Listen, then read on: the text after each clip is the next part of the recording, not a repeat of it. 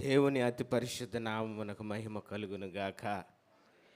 పరిశుద్ధుడా, ప్రేమగల నా తండ్రి, ఆశ్చర్యకరుడు, ఆలోచనకర్త, బలవంతుడు అయిన దేవా, నిత్యుడగు తండ్రి, సమాధానకర్తమైన అధిపతి, నీ పరిశుద్ధ నామాన్ని బట్టి ఇదిగో ఈ మధ్యాహ్న కాల సమయంలో నీ పక్షముగా నరపుత్రుడా చక్కగా నిలబడము, నేను నీతో మాట్లాడతానన్నావు. నీ ఆత్మ ద్వారా నన్ను బలపరచండి. నీ ఆత్మ నడిపింపును నాకు అనుగ్రహింపచేయండి.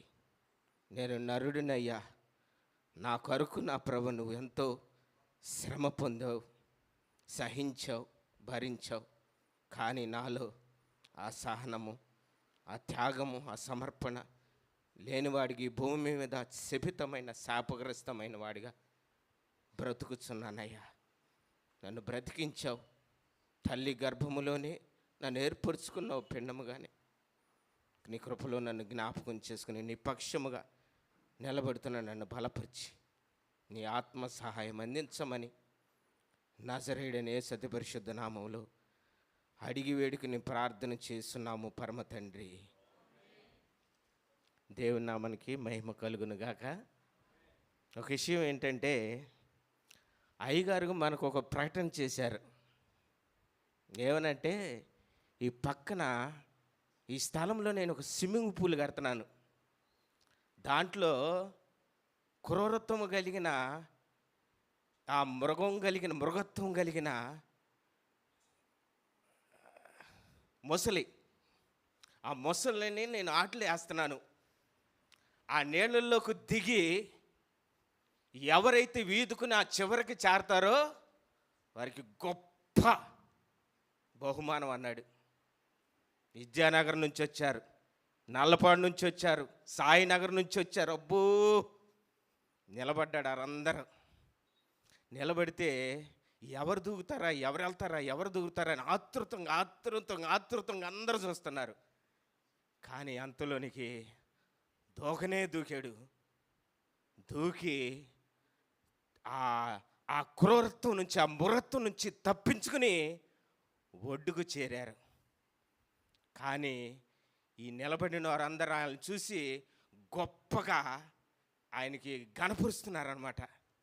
ఓ, ఆ మృగత్వం ఉంది, ఆ మానవత్వం లేని ఆ మృగత్వం నుంచి తప్పించుకుని ఆ ఒడ్డుకు చేరాడని ఆయన గణపరుస్తుంటే, ఆయన నిలబడి ఆయన అంతా తడబడిపోతూ, కంగారు పడిపోతూ, ఎవర్రా నన్ను తోసిందని. చూసారా, మీరు ఆయన గణపరిచిన వారే ఏళన చేస్తున్నారు, అవమానపరచబడుతున్నారు, నిందిస్తున్నారు, దూషిస్తున్నారు. నీలో ఆత్మ లేదు. ఏ ఆత్మ? దీనత్వం కలిగిన ఆత్మ, సాత్వికం కలిగిన ఆత్మ, పరిశుద్ధాత్మకు నిలయమైన ఆత్మ నీలో ఉంటే నీతో ఉన్న నీ సహోదరుని కూడా నువ్వు గణపరుచుకునగలిగే ఆత్మ సంబంధమైన వాడికి నువ్వు కట్టబడతావు. ఆ పిరికి ఆత్మ నీలో నుంచి పోతుంది. ఆ దురాత్మ, అపవిత్రాత్మ నీలో నుంచి, ఆ క్రూరత్వం కలిగిన మృగం నుంచి నిన్ను తప్పించిందే. మానవత్వం లేని మనిషిగా ఇవ్వు భూమి మీద ఇదిగో ఆ కర్కశం, కర్పణ్యం కలిగి భూమి మీద ఇంకా జీవిస్తున్న ఆ మృగత్వం నుంచి విడిపించుటకు నీలో ఆత్మ ప్రేరేపణ, ఆ పరిశుద్ధాత్మ శక్తి నీలో ఉంది. కాబట్టి ఎవరో కాదు, మా ఏరేమయ్యే అక్కడ నిలబడింది. ఆయనేదో పెద్ద గొప్ప అధికారి, ఆయనేదో నేను అవమానపరచట్లా, ఏమో చేయట్లా. ఎవర్రా తోసిందంటే ఈడే ప్రశాంత్ గడు. ఎందుకనంటే, పద్దాకలు నాకు ఏటమాసం ఎప్పుడు అంటున్నాడు. అందుకు నేను తోసాను అంటున్నాడు. హల్లెలూయా. కానీ పరిశుద్ధాత్మతని ధైర్యపరిచింది. ఆ నీతి ఆత్మ మూలంగా జన్మించగలిగిన ఆ స్థితిని కలిగిన వాడే ధైర్యపరచగలిగి దానిని వీదుకుని జయించి క్రీస్తు పక్షముగా నిలబడిన దైవిక గొప్ప ప్రణాళిక పెరుగగలిగిన వాడుగా, దేవునికి ఇష్టుడైన కుమారునిగా ఆ అర్పణ, ఆ సమర్పణ, ఆ త్యాగమును మన ఎదుట కనపరిచాడు. చదవండి మత్తయి సువార్త 5వ అధ్యాయము 3వ వచనం చదవండి. చాలమ్మా. ఎవరు వీళ్ళు? మనం ఆత్మవిషయమైన వాళ్ళమేనా?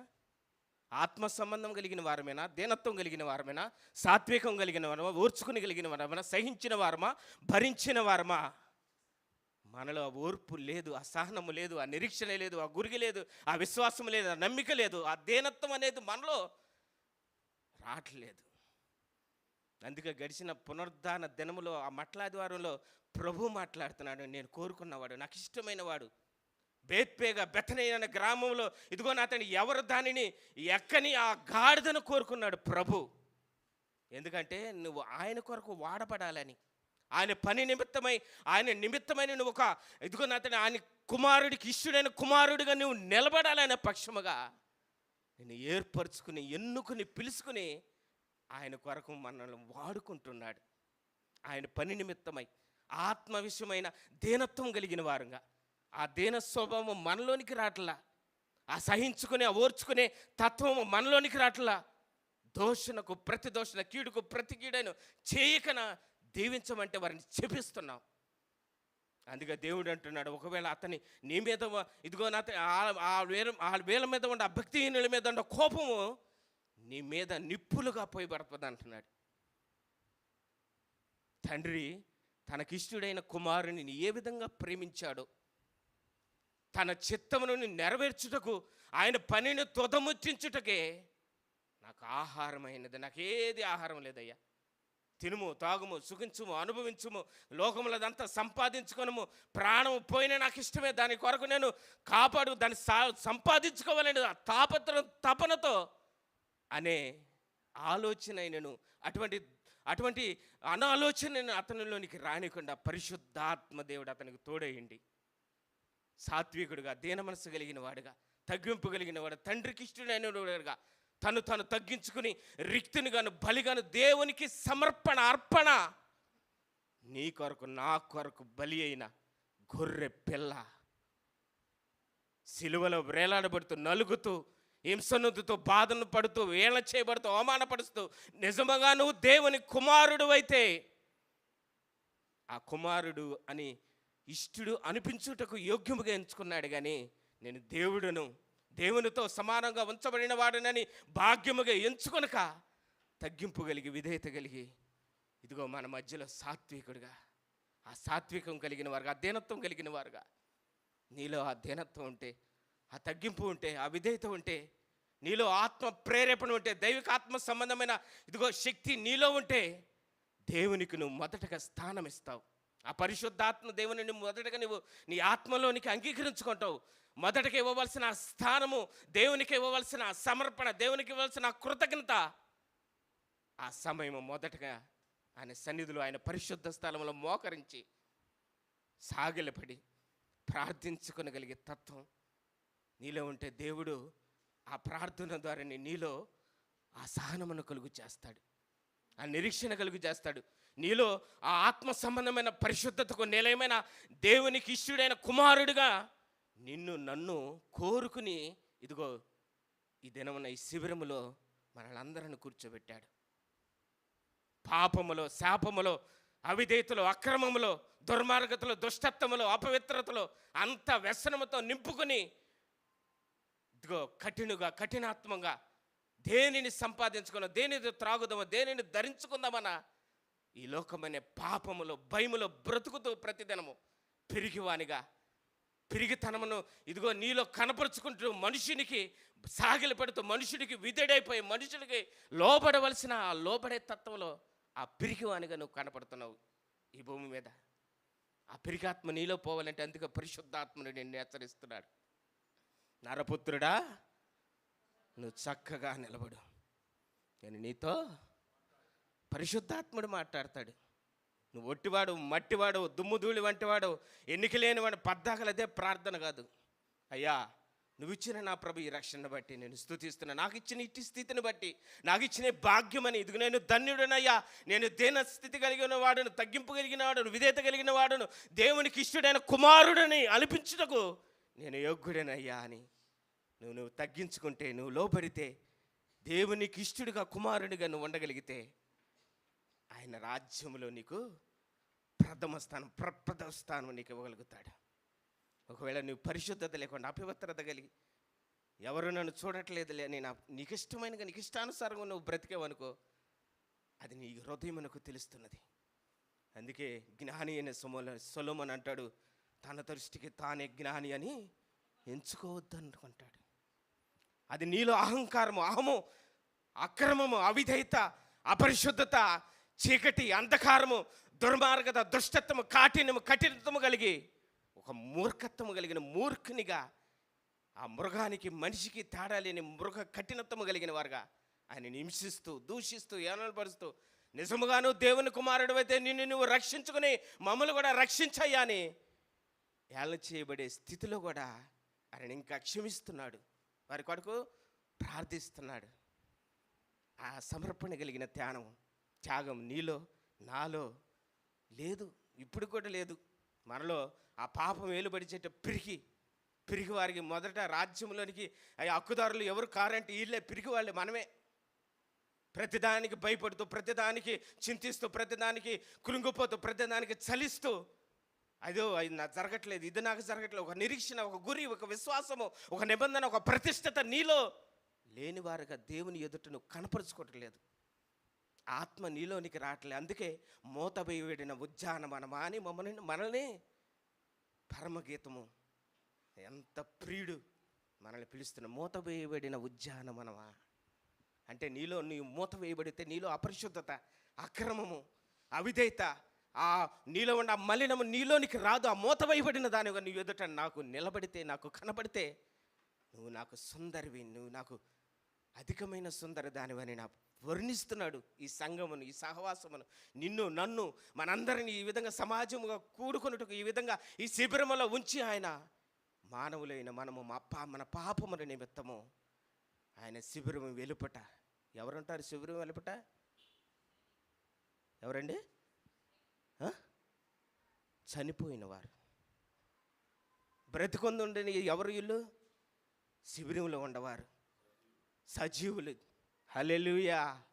సజీవులైన మనం ఆరాధించుటకు, ఆయన స్తుతించుటకు, ఆయన ఘనపరచుటకు, ఆయన నామం హెచ్చించుటకు, ఆయన నామమును బట్టి మనము తగ్గించబడిన విధేయతలోనికి మనము ఇంకా రావట్లేదు. ఆ పరిశుద్ధత నీలో లేదు, ఆ పవిత్రత నీలో లేదు. సద్గుణమైన జ్ఞానము, తగ్గింపు కలిగిన ఆ హృదయం కలిగిన విధేయత నీలో ఇంకా రావట్లేదు. ఆ మనిషితత్వం, మనిషిలోనికి మానవత్వం కలిగిన ఆ మంచి మనస్సాక్షి కలిగిన పరిశుద్ధుని యొక్క ఆత్మ, ఆ రక్తము నీలో ప్రవహిస్తే దేవుని నీతో మాట్లాడతాడు ప్రతిదినము.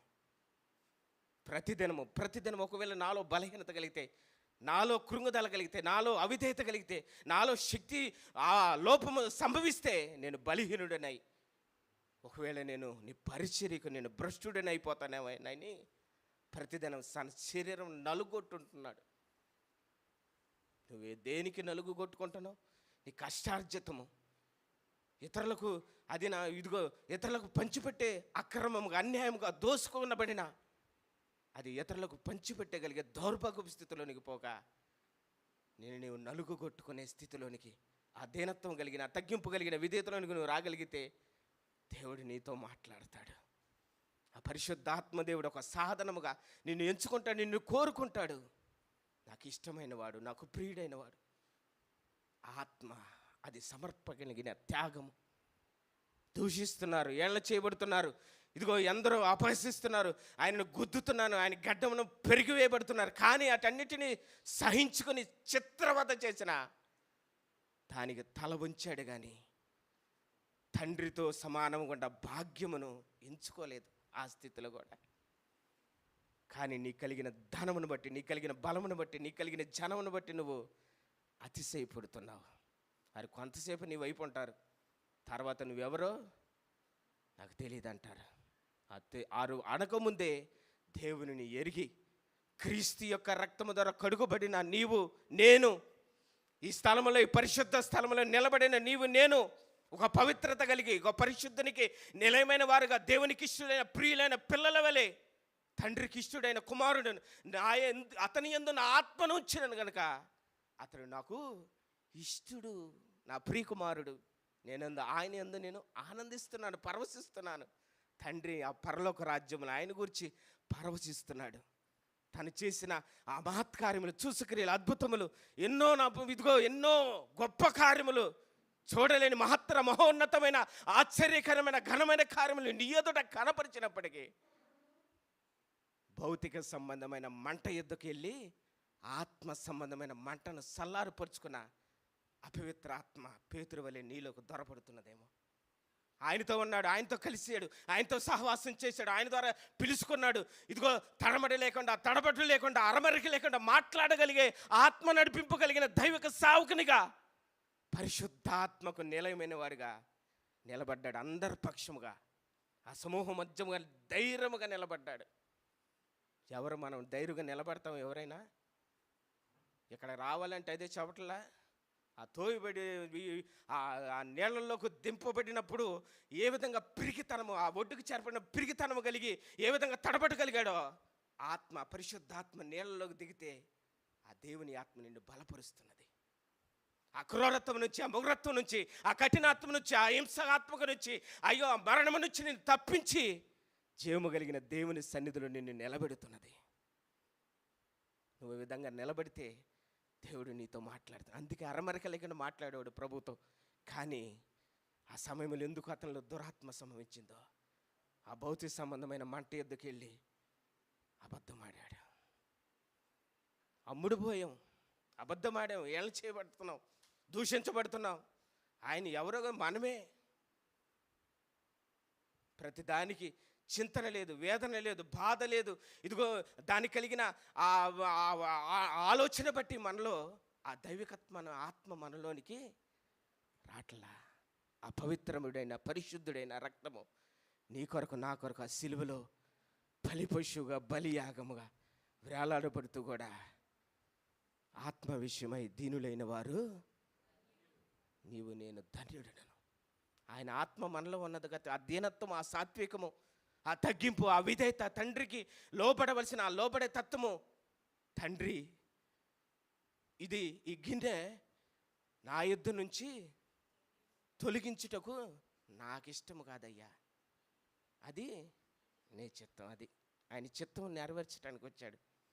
మనలో ఏంది నా ఇష్టం, నా ఇష్టానుసారంగా నడుస్తాను, ఆ విధంగా ప్రవర్తిస్తాను, మీరెవరు మాకు చెప్పటానికి అని అనాలోచనగా ఇదిగో అపహాసంగా వేళ్ళని చేయబడితే అట్లా మాట్లాడే ఆయన కూడా దేవుడు క్షమించాడు. క్షమాపణ కలిగిన వాడు, దేనత్వం కలిగిన వాడు, దైవికాత్మ కలిగిన వాడు, దైవిక జ్ఞానము కలిగిన వాడు, దేవుని ఆత్మ నడిపింపగలిగిన వాడు. కాబట్టి ఆ దైవికాత్మ నీలో ఆ పవిత్రతను, పరిశుద్ధతను కాపాడుటకు ప్రతిదినం నిన్ను లోబడే తత్వం, సాగిలపడే నమస్కరించే బలిపీఠం ఎద్దుకు నిన్ను తీసుకుని వస్తుంది ఆ పరిశుద్ధాత్మ. ఆ పరిశుద్ధాత్మకు నిలవైన వారుగా, దేవునికి ఇష్టలైన వారుగా, దేవునికి ఇదిగో లోబడే వారంగా, దేవునికి భయపడే వారంగా, దేవునికి ఇష్టలైన వారుగా మేము ఈ భూమి మీద బ్రతుకుతున్నాం. బ్రతికించిన దేవుడు, కాపాడిన దేవుడు, రక్షించిన దేవుడు, విమోచించిన దేవుడు, ప్రేమించిన దేవుడు. ఇంతగా ప్రేమించాడు, ఇంతగా కరుణ చూపించాడే. ఆ కరుణ నీలో లేదు. ఆ కటాక్షం, ఆ దయాదాక్ష్యం, ఆ దయాదృష్టి నీలో లేదు. ఇంకో మాట చదువుకుందాం. 1 యోహాను రాసిన పత్రిక 4వ అధ్యాయము 18వ వచనంలో ఒక్క మాట, అది ఒక్క చాలు. ప్రేమలో భయం ఉండదు. నువ్వు పరిశుద్ధాత్మకు, దేవునికి నిలయమైనగా నిలబడితే నీలో భయం ఉండదు. అనకూడదు కానీ బాబురాయి గారు వచ్చిన కాడి నుంచి పాపం తడబడిపోతుంటాడు. పరిశుద్ధాత్మ నీలో నివాసం చేస్తే నీతో దేవుడు చక్కగా నిలబడి నీతో మాట్లాడతాడు. ఆ పరిశుద్ధాత్మ దేవునికి నువ్వు స్థానం ఇస్తే, ఆ దేవునికి విలువైన సమయం నువ్వు అప్పగించుకుంటే, ఒక సమర్పణగా, ఒక అర్పణగా, ఇష్యుడైన కుమారుడిగా నువ్వు అంగీకరించబడిన వారు, దేవుని రక్తము చేత విమోచించబడిన, కాపాడబడిన, రక్షించబడిన నీవు నేను ఆయన పక్షముగా నిలబడుటకు భయము, ఆ పిరికాత్మ మనలోనికి రాదు. ధైర్యముగా నీతిమంతుల వలె సింహముగా నిలబడి ధైర్యముగా దేవుని వాక్యమును ప్రకటించగలిగే అటువంటి ఆత్మలుగా మనలను కలుగు చేసిన ఆ దీనుడను, ఆ దరిద్రుడు నిజముగా నా ప్రభు ఎంత దారిద్రతను అనుభవించాడు. తండ్రితో ఉండ ఆ సమానమైన భాగ్యమును విడిచి ఇదిగో లోకరక్షకుడు మీ కొరకు పుట్టి ఉన్నాడు. ఆ పుట్టినప్పటి నుంచి అనేక శ్రమలు, ఆ శ్రమలలోనే నిలబడుతూ తండ్రిని బాధ్యతను నెరవేర్చగలిగే ఆత్మ, పెద్దగా కేకవేసే ఆత్మ నీలో ఉంటే ఆ క్రూరత్వం నుంచి, ఆ మొగరత్వం నుంచి నిన్ను నీవు కాపాడుకున్నటకు, నిన్ను నీవు తప్పించుకున్నట్టుకు నీ శక్తి, నీ బలము నీకు చాలదు.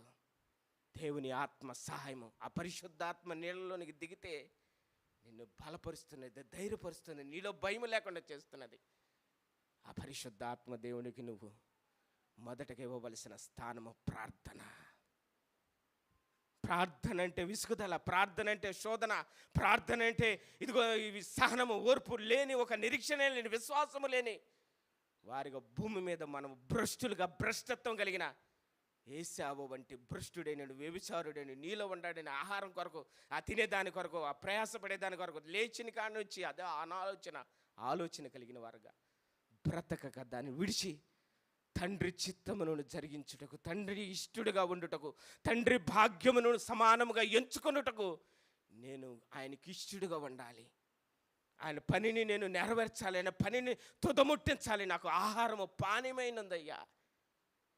అటువంటి వారుగా నీలో, నాలో, మన అందరిలో అధ్యయనత్వం కలిగిన ఆత్మ నీలో ఉంటే పరిశుద్ధాత్మ దేవుడు ఆత్మ కలిగిన, అధ్యయనత్వం కలిగిన, ఆ ఓర్పు కలిగిన, సహనము కలిగిన, సహించిన వాడై, భరించిన వాడై, వహించిన వాడై, ఎంతగా ఏళన చేయబడుతున్నా, ఎంతగా అవమానపరచబడుతున్నా వాటన్నిటికీ తల ఉంచాడు తండ్రి చిత్తమును నెరవేర్చుటకు. ఆత్మ, ఆ పరిశుద్ధాత్మ అతనిలో ఉంది కాబట్టి తగ్గింపు కలిగిన వాడై దేవునికి ఇష్టడుగా ఉన్నాడు. ఆ దీనత్వం కలిగిన వారుగా, ఆ దయాళత్వం కలిగిన, ఆ దీన మనస్సు కలిగిన వారుగా మనం కూడా అటువంటి ఆత్మ కలిగిన వారుగా, ప్రేమలో భయము లేని వారుగా, దేవునికి ఇష్టమైన వారుగా, ఆయన పని జరిగించే వారముగా, ఆయన ప్రేమలో, ఆయన అనురాగంలో, ఆయన ఆప్యాయతలో నిలబడే వారుగా అటువంటి ఆత్మను మనందరికీ దేవుడు అనుగ్రహింప చేయనుగాక.